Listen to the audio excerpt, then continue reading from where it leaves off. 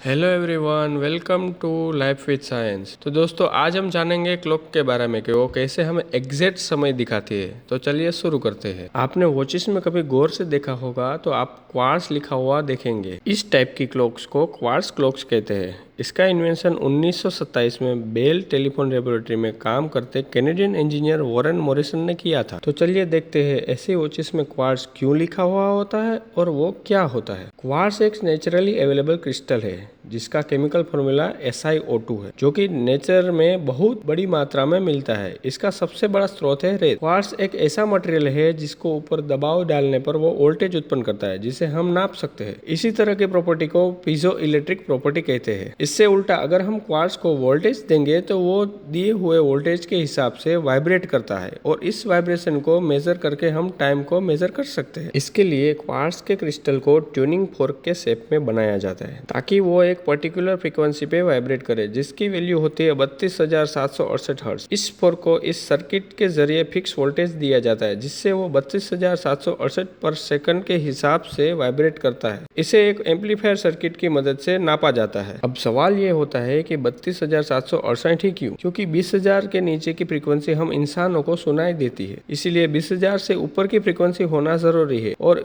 उसे हम नाप सके इसके लिए वो 2 की पावर की वैल्यू ही होनी चाहिए।